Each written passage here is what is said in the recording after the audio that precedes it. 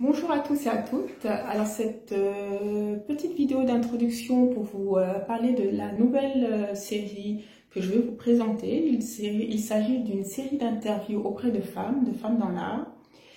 Et je donne la parole à des femmes inspirantes, des femmes passionnées et passionnantes, des femmes engagées dans le milieu de l'art.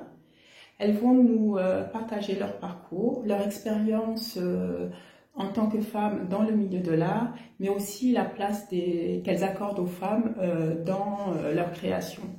Alors l'idée de cette série d'interviews, elle est partie du constat que j'échange avec énormément d'hommes, artistes, mais très peu de femmes.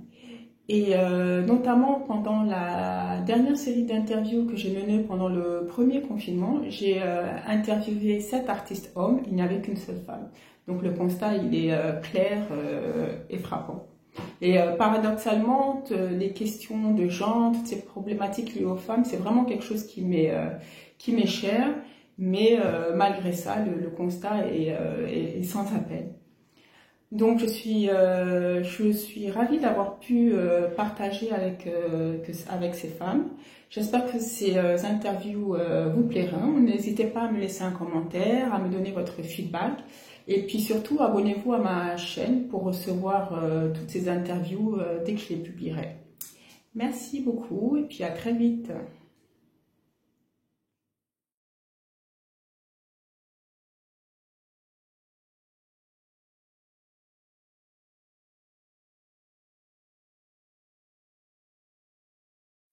Bonjour Eolia. Coucou, d'accord. Merci beaucoup d'avoir accepté mon invitation. Je suis contente de pouvoir échanger avec toi. Ça fait un petit moment que je te suis sur les réseaux sociaux. Et pourquoi je t'ai contacté? Parce qu'en ce moment, je travaille sur les femmes, la place des femmes dans l'art contemporain d'Afrique, alors que ce soit des artistes, des galeristes, en fait, toute personne, toute femme qui évolue dans le marché de l'art. Donc, c'est pour ça que je t'ai contacté. Donc, Mais encore, écoute, avec merci. grand plaisir, d'accord. Et puis, commençons. Ouais. Alors déjà, j'aimerais bien que tu nous parles un peu de toi, d'où tu viens, où est-ce que tu es aujourd'hui et puis quel est ton parcours. Alors, si je devais me définir par une petite expression, je dirais vraiment que je suis un caméléon culturel, dans le sens où je viens du Togo, du Bénin et de la France. En revanche, j'ai déjà grandi dans plusieurs différents pays d'Afrique, donc une influence africaine, mais aussi européenne, parce que j'ai étudié en Espagne, un peu en France, et me voici très récemment de retour en Afrique, à Bamako, où je réside pour des raisons familiales. Et donc, j'ai un studio à Bamako et également un studio de production, de création à Londres. Donc, voilà, Donc là, tu es à Londres en ce moment. à Londres également, ouais, effectivement. D'accord. Et comment tu es arrivée à la peinture? Ben, écoute, comment suis-je arrivée aux arts plastiques? L'histoire, c'est que depuis très très jeune, toute petite, chez nous, il n'y avait pas de télé. Il n'y avait pas de télé, mais en revanche, il y avait beaucoup de bouquins et il y avait de l'art partout, parce que ma mère a toujours collectionné de l'art africain et c'est toujours quelque chose qui l'a passionnée. Et c'est vrai que quand j'étais petite, j'y faisais pas forcément attention et je pensais pas que c'était aussi que ça m'influençait autant. Et donc finalement, j'ai fini par faire une carrière dans la littérature et dans le marketing, où j'ai évolué pendant plusieurs années, jusqu'à très très récemment en mars 2020, où a commencé le confinement dû à la crise sanitaire, et où j'ai commencé petit à petit pour commencer, gribouiller. Ensuite, j'ai commencé à dessiner, j'ai expérimenté sur différents supports, différentes méthodes, et je me suis découverte en tant qu'artiste. Donc, peut-être, voilà, cette influence déjà toute jeune, que je ne réalisais pas, a fait de moi, voilà, l'artiste que je suis aujourd'hui. Donc avant le mois de mars dernier, ça veut dire que tu peignais pas du tout. J'avais jamais touché un crayon de ma vie. Oh waouh! Ah bah dis donc. Ah c'est incroyable ça. Donc toi le confinement ça a été vraiment très positif on va dire. Écoute, c'est assez incroyable, dans le sens où, pour moi, lorsqu'on a été confiné, Et je veux dire que le confinement au Mali, il faut dire que ce n'était pas forcément un confinement très strict. Ouais. C'était plutôt un confinement. Nous, on s'est autoconfinés dans notre famille, mais également, c'était dans le sens où, au-delà des restrictions physiques, donc géographiques, le fait que tu dois rester chez toi, il y avait également cette espèce de confinement mental dans le sens où on n'était pas libre de vaquer à nos occupations. Je suis quelqu'un j'ai toujours voyagé, j'avais une carrière dans le marketing qui était très épanouissante et en fait, je me suis retrouvée pour la première fois comme emprisonnée. Et ça a été très, très, très, très dur. Mais en est né quelque chose d'incroyable. Enfin, c'est une découverte de soi et une aventure qui est vraiment incroyable. Non, j'imagine. Et donc, ton site internet, ta page Instagram, enfin dédiée à l'art, ça a vraiment débuté à ce moment-là. Absolument. Donc, tu as fait vraiment un travail incroyable en 6 mois, 7 mois. Il n'y avait pas grand-chose à faire durant le confinement. C'était impressionnant. Non, c'est vraiment impressionnant. Non, mais enfin, tu sais, souvent, j'ai eu une question très récemment d'une amie qui me demandait si finalement je ne regrettais pas d'avoir étudié marketing et littérature plutôt qu'une carrière, enfin, des études dans les beaux-arts ou quelque chose comme ça. Et je lui ai dit absolument pas parce que être autodidacte, c'est quelque chose de fantastique. Il y a une certaine noblesse et une certaine beauté dans le fait de s'apprendre, de s'auto-apprendre des compétences. Ça, c'est un. Et deux, je pense également que le fait que j'ai eu un parcours un peu plus business m'aide également à présenter mon art, me faire entendre ma voix et mon message d'une manière qui peut-être manque à d'autres artistes. Donc, je pense que mon profil je suis un caméléon non seulement culturel, mais également professionnel. Donc, j'ai différentes influences, différentes expériences, et je pense que c'est ce qui fait ma force. Et du coup, maintenant, tu te consacres entièrement à ce côté artistique ou tu as un travail en parallèle? Comment ça se passe? Bah non, ma priorité, c'est mon art. Et de toute façon, tu sais qu'une carrière artistique te demande énormément de temps, énormément de travail. Enfin, c'est vrai que c'est quelque chose que je ne réalisais pas forcément avant de débuter. Je pensais que bon, tu te lèves, tu es inspiré, machin, tu fais d'autres trucs. Mais le fait est que, comme toute chose dans la vie, si tu veux le faire bien, ça te demande une dédication qui est constante. D'accord.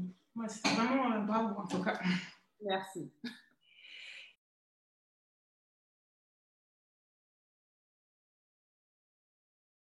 Et du coup, si on parle de ton inspiration, est-ce qu'il y a des artistes qui t'ont inspiré ou qu'est-ce qui t'inspire au quotidien dans ton travail? Bah écoute, des artistes qui m'ont inspiré depuis ma plus tendre enfance, je parlerai de Ludovic Faleiro, qui est un des artistes favoris de ma mère et quelqu'un pour lequel j'ai énormément d'estime. Moi, j'ai toujours aimé également la photographie et une technique, je ne sais pas comment on dit en français, mais ça s'appelle en anglais wet plate photography. Donc, c'est une technique un peu en noir et blanc. Et bon, moi, j'ai toujours aimé ce côté vintage, ce côté très historique. Donc, si je dois te citer des artistes qui m'inspirent au quotidien, il y a une peintre que je trouve fantastique, russe, qui s'appelle Yulia Bass, qui est basée à Barcelone, pour laquelle j'ai énormément d'admiration. Les Africains, si on veut parler d'Afrique, mon ami et mentor Souleymane Mouloguem, dont j'apprécie énormément le travail, ça n'a rien à voir avec ce que je fais, mais son travail juste me transmet une certaine paix. Donc voilà, je prends de l'inspiration un peu partout, mais pour les artistes, oui, voilà. Okay. Et comment tu procèdes quand tu travailles? Est-ce que quand tu commences une œuvre, tu sais déjà ce que tu veux faire, tu as une idée bien précise de ce que tu veux faire, du rendu que tu vas avoir, ou bien ça évolue vraiment au cours du travail? Alors, je me définis comme une artiste conceptuelle. Ce qui veut dire, c'est que derrière le côté esthétique, au-delà du côté esthétique, il y a tout un concept et il y a tout un message. Donc, ce que je fais en général, ce sont des montages. Donc, tu as pu voir avec du miroir, du verre, du bois, etc. ce qui demande énormément de réflexion, parce que ce n'est pas une méthode, une technique que tu peux juste improviser. Donc, te dire que j'improvise et que je me laisse inspirer, oui, dans une certaine mesure, dans le sens où je dessine et peins des visages voilà, qui naissent de mon inspiration. En revanche, lorsque j'ai à l'idée une nouvelle œuvre, c'est déjà pensé, très réfléchi, parce que il n'y a pas assez de marge, en fait, parce qu'il faut que les dimensions soient correctes, il faut que le placement soit exact, et c'est juste quelque chose qui demande énormément de réflexion. Ce que je dis souvent, ce que j'explique souvent, c'est que lorsque j'ai lancé ma première série, The Woman in the Mirror, les dessins ne m'ont pas pris énormément de temps. Ce qui m'a pris du temps, c'était réfléchir à comment j'allais intégrer ces visages dans du miroir. Et ça, je te jure que ça m'a pris, on va dire, près de 2 mois et demi, où j'étais pas forcément même en studio. Je pouvais rester chez moi, comme ça, dans mon lit, à réfléchir, mais comment je vais faire pour créer cet effet, plutôt qu'au studio en train de travailler, monter, etc. Ça, c'était la seconde partie de mon travail, et c'est ce qui m'a nécessité moins de temps. D'accord.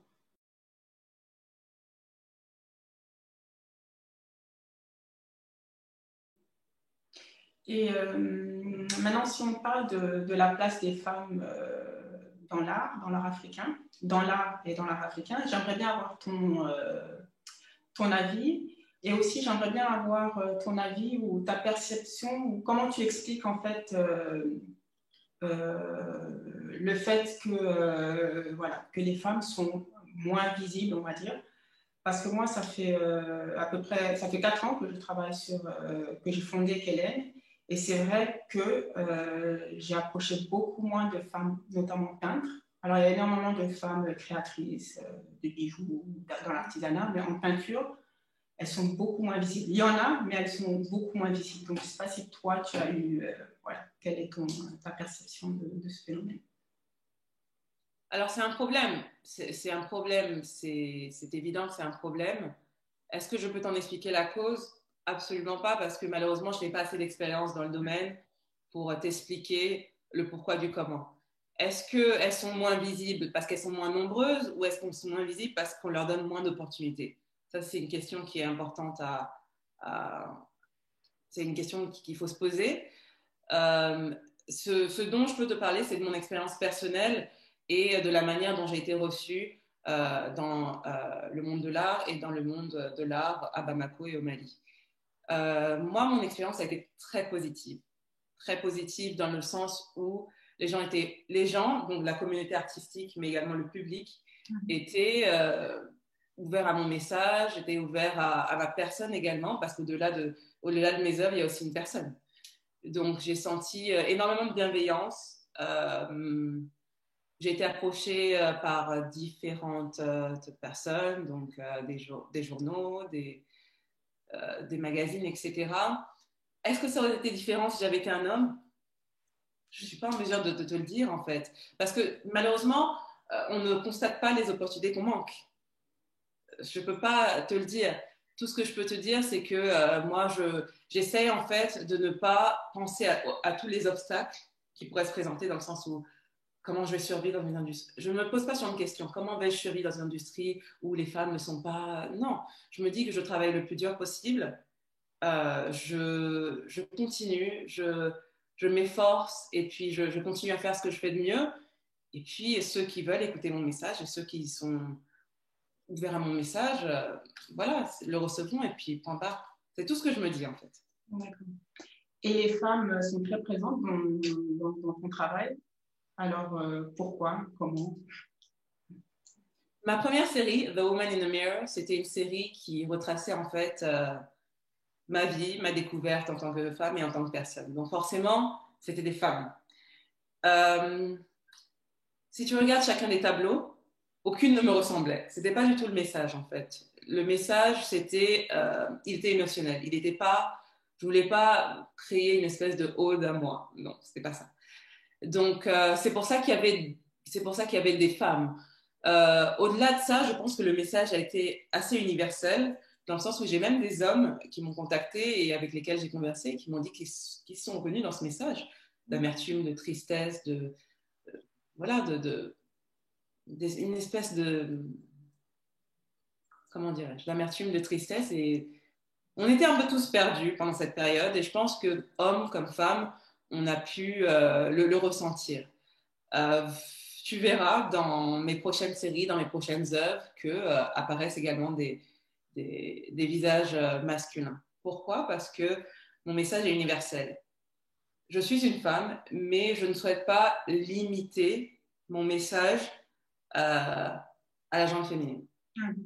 La première série était ciblée sur la femme parce qu'elle était très personnelle, mais les prochaines, en tout cas la prochaine, est absolument universelle.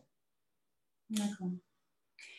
Et est-ce que tu as eu l'occasion d'exposer à Bamako déjà cette série-là? Alors oui, la première série était exposée à la Maison du Bénin, donc c'était une exposition solo. J'ai eu la chance et l'occasion d'être exposée très récemment au Musée national du Mali et à la Galerie Médina dans le cadre de la célébration des 60 ans d'indépendance du Mali. Donc, c'est M. Igo Diarra de la Galerie Médina qui m'a donné cette opportunité et je souhaite également le remercier. Bien. Et donc voilà, j'étais aux côtés d'artistes formidables que j'apprécie énormément. Et, et oui, je pense que c'est le début d'une nouvelle aventure. D'autres expositions prévues, une pour fin 2020, dont je ne peux malheureusement pas trop parler en détail, mais ça viendra très bientôt. Tu seras la première informée, t'inquiète pas. Et puis une autre en 2021 à Paris. À Paris? C'est pour ça que je suis là d'ailleurs. Je suis en train de préparer les œuvres à envoyer à Paris. D'accord, super. Bon, ben bravo. Hein. Franchement, je suis vraiment impressionnée. J'avais une question sur l'impact du Covid, mais on peut dire que ça a quand même été assez prolifique pour toi. Oui, enfin, oui. Enfin, tu sais, je me dis, je suis quelqu'un qui essaie de rester, c'est assez cliché de le dire, hein, positif dans toutes circonstances. C'est cliché, mais c'est très vrai et c'est très important. Dans le sens où, oui, il y a une crise sanitaire, oui, des obstacles nous sont présentés, mais il faut se dire la vérité, il y a des gens qui échouaient, même quand tout allait bien. J'en suis pas à mon premier business, j'en suis pas à ma première aventure. J'avais une ligne de bijoux, j'ai travaillé dans l'immobilier et c'est des choses qui m'ont pas forcément réussi, alors que toutes les circonstances allaient très très bien. Donc, le fait qu'il y ait une crise sanitaire, pour moi, l'un dans l'autre. Oh. D'accord. Bon, vraiment, merci beaucoup, Eolia. Merci pour ce message positif. Vraiment, ça donne la pêche et il ne faut surtout pas baisser les bras. C'est ce que je retiens de ton parcours. C'est vraiment, je suis impressionnée parce que je ne savais pas en fait que c'était aussi récent. Même si c'est vrai que je me suis documentée, comme je t'ai dit, je t'ai suivi depuis peu sur les réseaux sociaux, mais je ne savais pas que c'était aussi récent que tu t'étais lancée dans cette aventure. Donc, je ne te souhaite que du bonheur et que du succès. Merci infiniment, Rafa, et puis on se dit à bientôt, peut-être à Istanbul. Avec plus de... Ou à Paris pour ta prochaine exposition. Ah bah oui, mais je te donnerai les détails. Ouais, ça marche. Et puis, je mettrai ton site internet, ta page Instagram pour que les gens puissent regarder tes belles œuvres. Parfait, merci beaucoup. Merci.